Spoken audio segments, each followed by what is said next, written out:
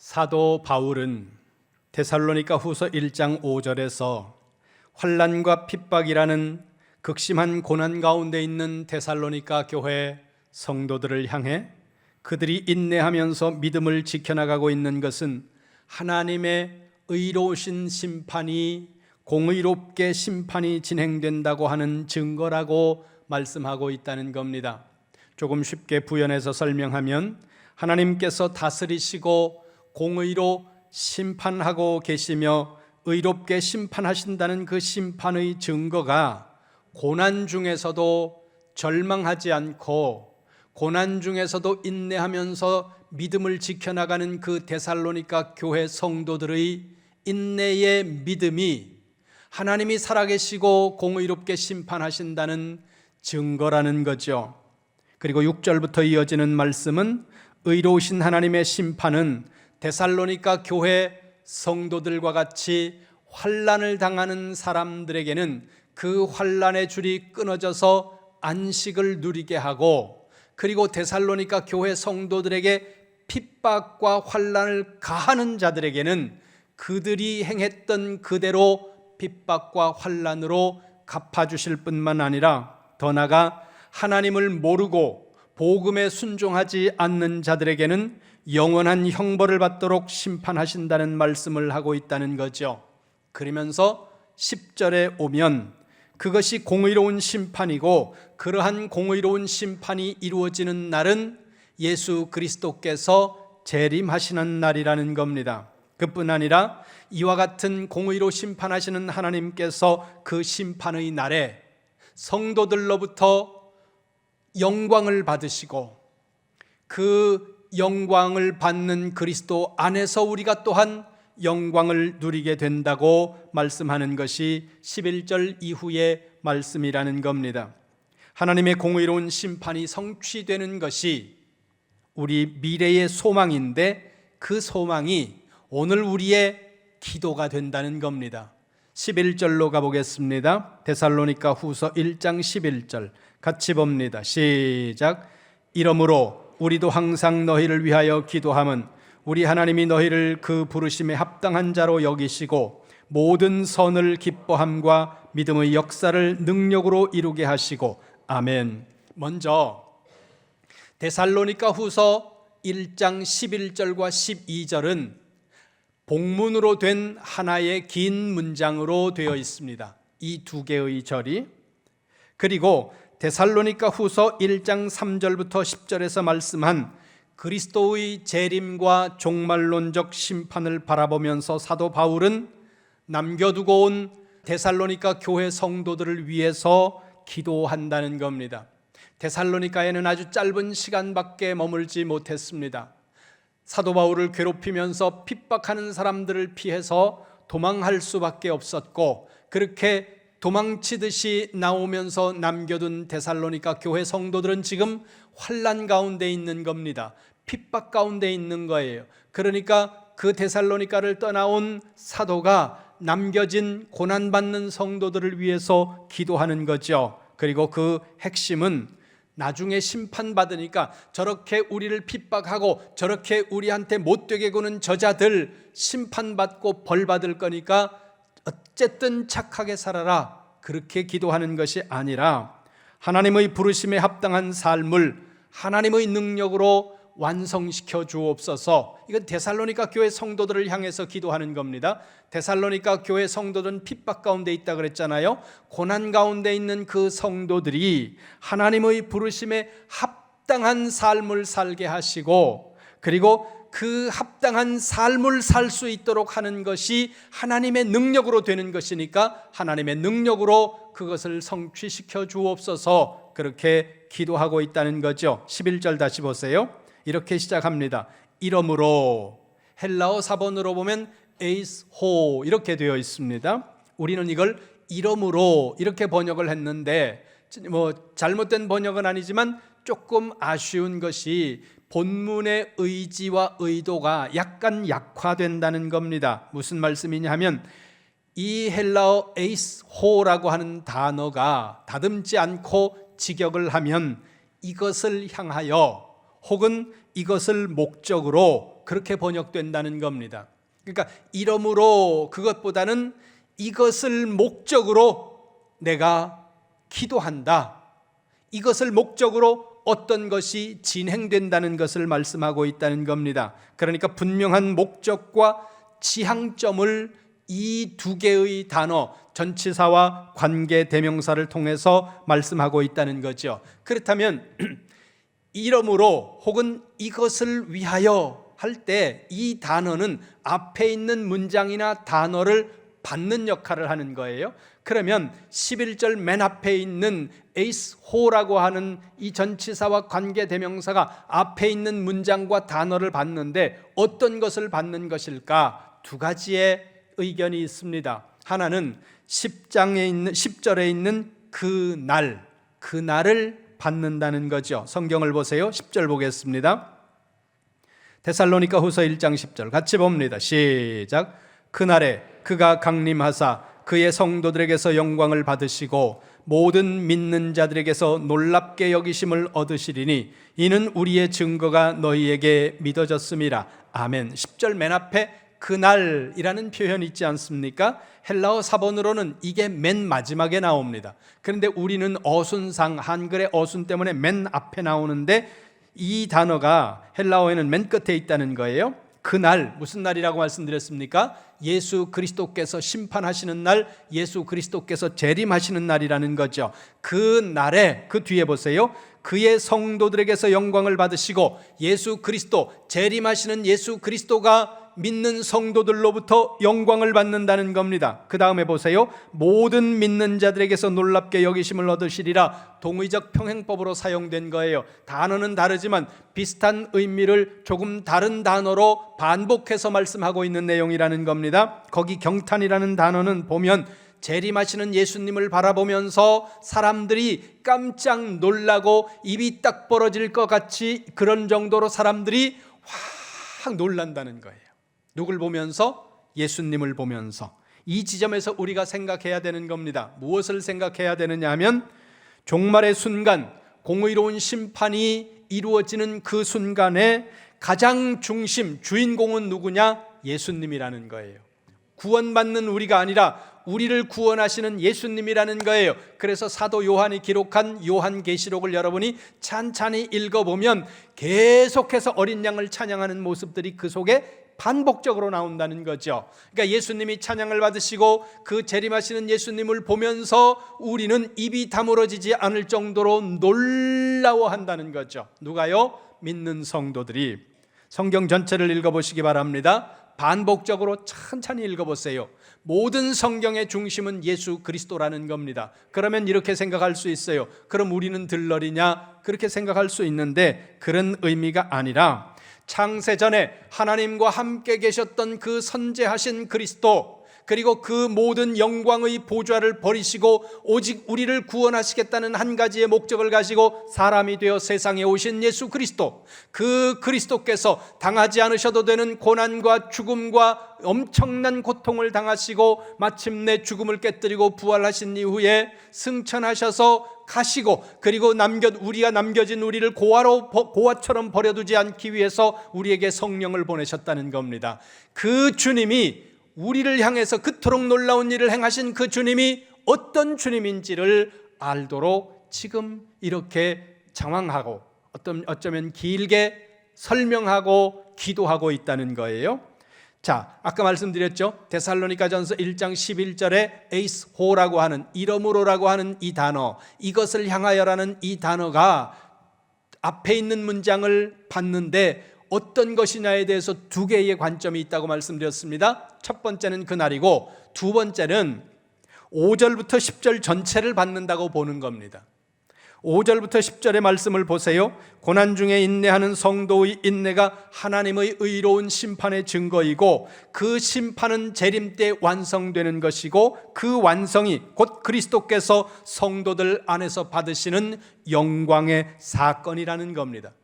두 가지 중에 어떤 것을 선택하든 상관없습니다. 두 가지 다 생각하셔도 괜찮다는 거죠. 다시 데살로니가전서 1장 11절을 보세요. 그러므로 뒤에 우리도 항상 너희를 위하여 기도함은, 기도의 내용이 그 뒤에 나옵니다. 눈으로 보세요. 뭐라고 기도합니까? 우리 하나님이 너희를 부르신 그 부르심에 합당한 자로 여기시고, 하나님께서 너희를 하나님의 부르심의 그 부르심에 합당한 자로 여기신다는 겁니다. 이 문장의 주어는 하나님이라는 거죠. 그러니까 하나님이 부르시고 하나님께서 합당하게 여길 수 있도록 만드시는 일도 하나님께서 하신다고 말씀한다는 거죠. 이 말씀은 우리가 하나님께 합당한 사람이 되기 위해서 아무런 노력도 하지 않아도 된다는 의미가 아니라는 겁니다. 또 우리가 하나님께 합당한 자로 여김을 받기 위해서 무단히 노력하고 수고하는 그 노력을 통해서 우리가 하나님께 합당한 자로 인정받는 자격을 얻는 것도 아니라는 거예요. 우리의 수고를 통해서 우리가 자격을 얻는 것은 아니지만 그러나 우리는 수고해야 된다는 거예요. 이걸 잘 기억하셔야 돼요. 이 원리가 하나님이 일하시는 일반적인 원리라는 겁니다. 우리의 기도가 여기까지 닿아야 돼요. 사도 바울이 지금 뭐라고 기도합니까? 하나님, 데살로니가 교회 저 사람들이 저렇게 힘들게 신앙생활을 함으로 말미암아 고난과 환난과 핍박 속에 있는데 저 사람들 환난 안 당하게 해주세요. 환난 끝나게 해주세요. 이런 기도가 물론 있었겠죠. 그런데 지금 여기 기록상으로 보면 바울이 기도하는 것은 환난이 끝나고 환난이 없는 인생을 위해서 기도하는 것이 아니라 그 환난 가운데서 하나님께 합당한 성도의 삶을 살아낼 수 있도록 하나님이 능력으로 역사해 주옵소서, 그렇게 기도하고 있다는 거죠. 우리의 기도가 여기까지 가야 된다는 겁니다. 우리의 기도가 우리의 필요를 구하는 단계에만 머무르면 안 된다는 거예요. 우리의 필요를 위해서 기도하는 것을 정죄한다는 이야기가 아닙니다. 우리의 필요를 위해서 기도하는 것이 정죄받아야 될 일은 아닙니다. 예수님이 기도를 가르치실 때에 뭐라고 말씀하고 있습니까? 하나님의 영광을 위해서, 그 이름의 영광을 위해서 쭉 기도하시다가 마지막이 아니라 중간쯤에 뭐라고 기도합니까? 일용할 양식을 주옵소서 기도하라는 거죠. 일용할 양식을 위해서 기도해야 되는 겁니다. 여러분의 일을 위해서, 잡을 위해서, 사업을 위해서, 가정을 위해서, 병 낫기를 위해서 기도해야 되죠. 다 기도해야 됩니다. 그러나 거기가 우리의 기도가 머물러야 되는 최종 목적지가 아니라는 거예요. 어디예요? 내가 하나님께 합당한 사람이 되게 해주세요. 내가 고난당하는 이 고난이 끝나고 고난 없는 인생을 사는 것도 중요하고 그것을 위해서도 기도해야 되지만 우리의 기도가 궁극적으로 향해야 되는 것은 어디느냐? 하나님, 내가 하나님께 합당한 자가 되게 해주세요. 바울은 지금 기도한다는 거죠. 그래서 고린도전서 10장, 13장, 11절에 이렇게 말씀합니다. 내가 어렸을 때는 말하는 것이 어린아이와 같고 깨닫는 것이 어린아이와 같고 생각하는 것이 어린아이와 같다가 장성한 사람이 되어서는 어린아이의 일을 버렸노라. 어린아이와 같은 사람의 신앙을 정죄해서는 안 됩니다. 그러나 그 어린아이와 같은 신앙에 계속 머물러 있는 것도 또한 안 된다는 거예요. 작년과 올해가 달라야 됩니다.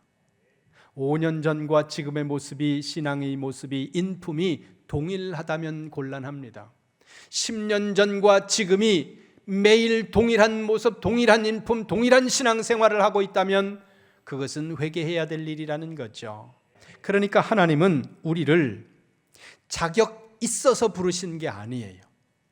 자격 없는 우리를 부르셔서 자격이 있는 자로 세우시고 자격을 덧입혀 주시는 하나님이라는 거죠. 그래서 이것이 은혜인 거예요. 다시 11절 보세요. 한 번 더 봅니다. 시작. 이러므로 우리도 항상 너희를 위하여 기도함은 우리 하나님이 너희를 그 부르심에 합당한 자로 여기시고 모든 선을 기뻐함과 믿음의 역사를 능력으로 이루게 하시고, 아멘. 중간 뒤쪽을 보세요. 모든 선을 기뻐함과 믿음의 역사를 능력으로 이루게 하시고, 한글 문장이 약간 어렵게 되어 있는데 조금 쉽게 바꾸면 선한 뜻과 믿음의 행위가, 그 행위를 완성하는 것은 하나님의 능력으로 가능하다는 겁니다. 그러니까 내 안에 있는 선한 뜻과 믿음의 행위를 하나님의 능력으로 이루어 주옵소서, 그렇게 기도하고 있다는 거죠. 이런 거예요. 여기서 강릉 쪽을 가다 보면 대관령을 넘어가지 않습니까? 그 대관령 넘어가는 쪽에 보면 가다가 왼쪽 전체인지 제가 물어보지 않아가지고 잘 모르겠는데 삼양 라운드 힐이라고 하는 그 목장이라고 해야 되나요? 큰 목장이 있잖아요. 듣기로는 600만 평 정도 된다고 해요. 600만 평 땅을 가진 분은 어떤 마음일까? 그 600만 평, 지금도 600만 평인지 모르겠습니다. 근데 그 라운드 힐 언덕에 곳곳에 무엇이 서 있느냐 하면 풍력 발전기가 서 있습니다. 그 풍력 발전기 한 대 설치하는데 얼마나 들어가나 제가 검색을 해봤더니 적게 들어가면 30억이고 많게 들어가면 하나 설치하는데 60억이 들어간다는 겁니다. 그러면 우리 예배당 이 건물을 팔았을 때 2개 설치할 수 있습니다. 어마어마한 돈이 들어가는 거죠. 그 풍력 발전기가 50기가 거기 서 있습니다. 그 50개의 풍력 발전기에서 나오는 전기의 양으로 강릉 시민이 절반 쓸 수 있다는 겁니다. 절반의 강릉 시민들이 그걸 쓸 수 있는 그 정도의 양이라는 거죠. 거기에 풍력 발전기를 엄청난 돈을 들여서 세우는 사람들이 생각을 했을 겁니다. 여기에 발전기를 만들어서 발전기를 돌려서 전기를 만들어내야지. 그런데 가다가 오다가 이렇게 보면 그 발전기가 항상 돌아가는 것이 아니라 어떨 때는 거의 대부분이 그냥 서 있는 모습이었다는 겁니다. 그러면 여러분 생각해 보세요. 그게 돌아가야 전기가 생산이 되는데 그게 서 있습니다. 왜 서 있겠습니까? 물론 고장난 것도 중간에 있을 수 있겠지만 바람이 없어서 서 있는 거예요. 그걸 모르는 사람들은 잘 없을 겁니다. 풍력 발전기를 만드는 사람이 아무리 좋고 아무리 크고 아무리 완벽한 발전기를 만들어서 세워놨다고 하더라도 바람이 불지 않으면 전기를 만들 수 없다는 거죠. 뒤집어서 생각을 하면 아무리 바람이 잘 불어도 발전기가 없으면 전기는 안 만들어집니다. 잘 만들어진 좋은 발전기의 날개는 우리의 노력이에요. 우리가 최선을 다해서 노력해야 하고 수고해야 하고 그래서 좋은 발전기의 날개를 만들고 그리고 그 발전기가 잘 유지되도록 관리하는 거, 이건 우리의 몫이라는 겁니다. 그러나 아무리 좋고 크고 잘된 정확한 정직한 그리고 문제가 없는 발전기를 만들어 놨다고 하더라도 바람이 없으면 전기를 만들 수 없는 것처럼 하나님의 은혜의 바람이 불어와야 우리의 수고가 열매를 맺는다는 거예요. 구원은 우리의 조건, 우리의 선제적인 어떤 것이 필요 없이 하나님의 은혜로 말미암아 하나님의 주권적인 역사를 통해서 우리는 구원받는 거예요. 에베소서 2장에 보니까 이렇게 말씀합니다. 허물과 죄로 죽었던 너희를 그리스도 안에서 살리셨다. 우리가 죽었기 때문에 반응할 수 없는 거예요. 죽은 사람을 일단 살려야 되잖아요. 그러니까 살리는 건 우리가 어떤 반응이나 액션을 할 필요 없이 하나님께서 그냥 살려놓으시는 거예요. 살려놓은 우리를 하나님께서 이제 선한 마음을 가지고 믿음의 선한 행위들을 해나가라고 반응하라고 말씀한다는 거예요. 우리의 삶 속에서. 그러니까 구원은 조건 없이 되지만 우리가 이 땅에서 살면서 선한 뜻을 가지고 좋은 믿음의 행위를 이루어가는 데는 우리의 수고가 필요하다는 거예요. 발전기의 날개를 만드는 것처럼 최선을 다해 수고하고 거기에 하나님의 은혜의 바람이 불 때 발전기에서 전기가 만들어지는 것처럼 우리의 선한 뜻이, 우리의 믿음의 행위들이 아름다운 열매를 맺을 수 있다는 사실을 기억하시기를 주님의 이름으로 축원합니다. 축원합니다. 이제 12절로 갑니다. 12절 데살로니가 후서 1장 12절 시작. 우리 하나님과 주 예수 그리스도의 은혜대로 우리 주 예수의 이름이 너희 가운데서 영광을 받으시고 너희도 그 안에서 영광을 받게 하려 함이라. 아멘. 데살로니가 후서 1장 12절에서 사도 바울은 자신이 하는 기도의 궁극적 목적을 밝힌다는 겁니다. 거기 12절 중간쯤 보세요. 이렇게 기도합니다. 우리 주 예수의 이름이 너희 가운데서 영광을 받으시고. 헬라어 문장은 너희 안에서, 그리고 너희는 그리스도 안에서 이렇게 되어 있습니다. 우리 안에서 그리스도가 영광을 받으시고 그리스도 안에서 우리의 영광을 누리는 것, 이것이 바울이 기도하는 최종 목적지라는 거죠. 그 최종 목적지를 향해 가는 과정에 수많은 간구들이 있죠. 우리의 꿈과 계획이 있습니다. 우리의 가정을 위해서, 자녀를 위해서, 여러분의 사업을 위해서, 돈을 위해서, 건강을 위해서 다양한 기도들을 해야죠. 다양한 기도들을 해야 되지만 내가 하나님 돈을 많이 벌게 해주세요, 여기서 끝나면 안 된다는 거예요. 우리 자녀들이 잘 되게 해주세요, 거기서 끝나면 안 된다는 거죠. 그 모든 일들을 통해서 무엇이 드러나야 되느냐? 그리스도의 영광이 드러나야 된다는 겁니다. 여러분의 돈을 통해서, 여러분의 회사를 통해서, 여러분의 자녀를 통해서, 여러분이 꿈꾸는 그 일들을 이루는 일을 통해서 하나님의 영광이 드러나야 된다는 거예요. 그러니까 우리의 기도가 거기까지 가야 되는 거죠. 하나님, 이 일을 통해서 나는 하나님의 영광을 드러내기를 원합니다. 그런데 이걸 잘 하셔야 돼요.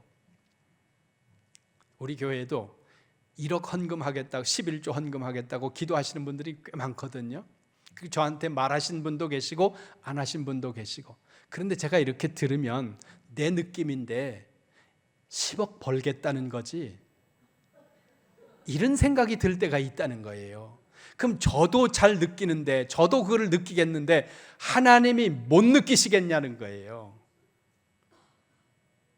10억을 벌겠다고 달려들질 말고 정말 1억을 헌금하겠다고 달려들어야 된다는 거죠. 그거 아니에요? 전혀 아니에요. 정말 하나님 앞에 헌신하고 하나님께 영광을 돌리는 게 목적이라면 1억을 헌금하지 못하는 지금도 잘해요. 지금도 믿음으로 하고 지금도 내가 할 수 있는 최선의 것들을 한다는 거죠. 그런데 언젠가 그렇게 해주시면 내가 하겠습니다 그러면서 오늘 해야 할 일들을 아무것도 안 하고 팡팡 그냥 있는 사람들은 그건 10억 벌겠다는 얘기죠. 그런 사람들에게는 하나님이 이렇게 대답하신다는 거예요. 어디 글에서 읽은 건데 만든 이야기 같아요. 만들었겠죠, 당연히. 하나님 나라에 갔더니 1000년이 하루라는 거예요. 그리고 1억이 1원이더라는 거예요. 그러니까 이 사람이 하나님 앞에 가서, 하나님 1억 그러면 좀 크니까 하나님 1원만 주세요. 그게 세상에 가져가면 1억이 되잖아요. 그랬더니 하나님이 알았어, 하루만 기다려, 그러더라는 거예요. 하루가 1000년이잖아요. 그러니까 그렇게 머리를 쓰면 안 된다는 거예요. 머리를 쓰지 말고 정말 중심으로 하나님 앞에 무엇을요? 나를 통해, 내 일을 통해, 내 가정을 통해, 나의 비즈니스를 통해 나는 정말 그리스도가 영광 받기를 원합니다. 이것이 우리의 기도가 돼야 된다는 거예요. 우리의 소망이 돼야 된다는 겁니다. 잘 사세요, 멋있게 사세요, 풍요롭게 사세요. 그러나 거기서 머물지 말고 그 일들을 통해서, 여러분을 통해서 정말 그리스도가 영광을 받는 소망을 가지시기를 주님의 이름으로 축원합니다. 그래서 바울은 고린도전서 10장 31절에서 이렇게 말합니다. 같이 봅니다. 시작. 그런즉 너희가 먹든지 마시든지 무엇을 하든지 다 하나님의 영광을 위하여 하라. 아멘. 거기 먹든지 마시든지 무엇을 하든지 말을 좀 바꾸면 살든지 죽든지 무엇을 하든지, 성도의 삶은 하나님의 영광을 위하는 삶이 되어야 된다는 거죠. 궁극의 목적이 하나님의 영광이라야 된다는 겁니다. 바울은 3번째 전도 여행을 하던 중에 에베소라고 하는 튀르키예 서쪽에 있는 중요한 도시, 큰 도시에서 3년을 머물면서 목회를 합니다. 교회를 돌보고 성도들을 양육하면서 3년을 보내는데, 그러던 차에 이 에베소로부터 500km 정도 떨어져 있는 고린도에서 사람들이 옵니다. 1장으로 가보세요. 고린도전서 1장 11절입니다. 1장 11절 시작. 내 형제들아, 글로에의 지편으로 너희에 대한 말이 내게 들리니 곧 너희 가운데 분쟁이 있다는 것이라. 아멘. 글로에가 어떤 사람인지에 대해서 성경은 자세하게 설명하고 있지 않습니다. 그런데 이 이름은 헬라식 이름이거든요. 이 이름의 의미로 보면 이 사람은 여성으로 추정이 됩니다. 그런데 당시의 사회에서 여성이 이렇게 먼 거리를 이동하는 예는 잘 없습니다. 어떤 경우에 여성들이 이렇게 멀리 이동을 하느냐 하면 대부분 무역과 같은 상업을 하는 그런 가문에 돈 많은 아주 큰 상단을 운영하는 그런 가문의 여성들이라는 거죠. 그러니까 이 근로에는 상당한 재력을 가지고 있는 가문의 여성이었던 것으로 생각이 됩니다. 이 사람이 에베소로 와서 고린도 교회의 상황을 사도 바울에게 전해주는데, 글로에라고 하는 사람의 편에 전해들은 고린도 교회의 소식은 사람들이 무리를 지어서 분당을 지어서 교회 안에서 다투고 있고 음란함이 떠나지 않고 그와 같은 많은 문제들을 안고 있었다는 겁니다. 급격하게 아주 열정적으로 성장하는 교회였음에도 불구하고 음란의 문제와 분쟁의 문제와 수많은 문제들을 안고 있었다는 거죠. 그렇게 문제들을 안고 있는 그 교회를 향해 사도 바울이 이렇게 말합니다. 모든 것은 하나님의 영광을 위하여 하라. 왜요? 하나님의 영광을 위하지 않으니까 문제가 생기고 갈등이 생기고 음란을 행하고 범죄하는 일들이 일어난다는 겁니다. 하나님의 영광을 위하여 싸우겠습니까? 하나님의 영광을 위하여 음란을 행하자고 하겠습니까? 그렇지 않잖아요. 그러면 왜 그렇습니까? 자기를 위하기 때문에 그렇다는 거예요. 디모데후서 3장 1절, 2절, 3절, 4절 쭉 이어지는 말씀에 보면 말세의 현상을 사도 바울이 사랑하는 아들 후배 목회자인 디모데에게 말합니다. 디모데후서는 사도 바울이 쓰는 마지막 서신이거든요. 그러니까 유언과 같은 서신이에요. 그 서신을 사랑하는 영적인 아들 디모데에게, 젊은 목회자에게 마지막으로 써보내면서 그 편지가 끝나가는 3장쯤에서 이렇게 이야기합니다. 말세에 고통하는 때가 올 것이다. 말세에 고통스러운 시대가 온다는 거예요. 왜 고통스러운 시대가 오느냐? 이 지구의 온도가 높아져서 홍수가 많이 나고 이래서 고통스러운 것이 아니다. 왜 고통스럽냐면 2절 이후에 쭉 말씀하는데, 사람들은 자기를 사랑하며 돈을 사랑하며 교만하며 쾌락을 사랑하며 그래서 고통스럽다는 거예요. 나를 사랑하면서 나를 사랑하는 그 사랑이 극치로 갈수록 우리의 인생은 고통스러워진다는 거예요.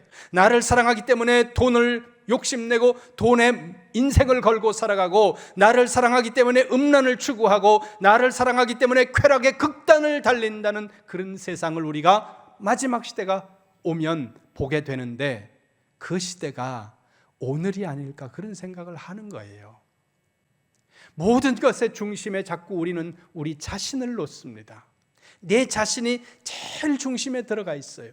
그러니까 즐거움을 극대화하고 쾌락을 극대화하고, 그리고 그 모든 것들을 이루기 위해서 우리는 돈의 목숨을 걸고 이런 세월을 살아간다는 거죠. 돈을 버는 것을 정죄하자는 이야기가 아니에요. 자기만을 위한 어떤 자기 사랑의 극치로 가게 되면 그것이 무엇이 되었든 그것은 하나님의 영광을 드러내지 못하고 그것은 우리를 고통스럽게 만든다는 거예요. 그런 거로 여러분, 중심에 내가 아니라 그리스도의 영광을 두어야 되는 겁니다. 내가 내 인생의 중심에, 내 삶의 중심에 그리스도를 두고 내 안에서 내 일을 통해서, 내 인생을 통해서, 내 가정을 통해서 그리스도가 영광을 받기를 소망하는 마음을 가지고 사시면 그리스도 안에 있는 영광이 여러분의 인생 가운데 충만해진다는 겁니다. 그것이 12절에서 지금 사도 바울이 기도하고 말하고 있는 내용이라는 거죠. 여러분, 하나님은 우리를 부르심에 합당한 자로 만들어 가십니다. 그리고 그 일을 위해 우리가 노력해야 하는 것도 있지만 그 일을 이루시는 가장 중요한 주도권은 하나님께 있다는 사실입니다. 여러분 자신을 위해, 그리고 여러분이 사랑하는 가족과 이웃을 위해 기도하시기 바랍니다. 어떻게 기도해야 됩니까? 하나님, 우리를 부르신 그 부르심에 합당한 사람으로 우리가 서게 해 주옵소서. 내가 하나님이 부르신 그 부르심에 합당한 사람이 되게 해주세요. 여러분, 전에 나이가 50이 넘어가면 자꾸 이제 습관이 하나 생기는데, 무슨 습관이 생기냐 하면 젊은 사람을 보면 자꾸 이렇게 대봐요. 저 청년하고 이 아가씨하고 되지 않을까? 이 자매하고 저 형제하고 괜찮지 않을까? 이혼했다는데 이 집사님하고 저 집사님하고 안 맞을래나 뭐 이런 걸 자꾸 하는 거예요. 그래서 이게 내가 이렇게 그런 거 하지 말아야지 그러는데 그냥 마음속에서 자꾸 그런 생각이 드는 거죠. 그런데 그러다 보니까 제가 중매를 서기도 하고 또 잘 살기도 하고 뭐 또 싸우고 헤어지기도 하고 그래요. 근데 한 번은 어떤 사람을 이렇게 이제 둘이 내가 소개를 시켰어요. 너네 잘 어울릴 것 같아. 그랬더니 이 남자가 하는 이야기가 내 수준에 안 맞습니다. 그 남자를 욕하자는 이야기가 아니라 우리도 우리 수준을 따지잖아요. 그래서 드라마에 보면 제일 많이 나오잖아요. 뭐가 나와요? 이제 가난한 집 아가씨가 부자 재벌집 이제 아들, 손주 여기를 사귀면 어느 날 시어머니 자리가 딱 묻잖아요. 그리고는 찾아가지고 커피숍으로 딱 나오라 그러면 그 여기서 해가지고서 이거면 돼? 여기 이제 최소한 1억은 들어있는 거예요. 네. 뭐예요? 너하고 내 아이하고 우리 자녀하고 안 어울린다는 거예요. 이걸 비난하자 뭐 그런 이야기가 아니라 우리도 어울리는 사람을 찾아요. 제가 이렇게 소개를 해주면서 보니까 어떤 자매는 그래요. 목사님 전 진짜 아무것도 안 봐요. 그냥 믿음 하나 있으면 돼요. 거짓말이에요. 막상 소개하려면 키도 보고 얼굴도 보고 성격도 보고 돈도 보고 집안도 보고 안 본다는 거는 거의 거짓말이더라고요. 이게 뭐예요?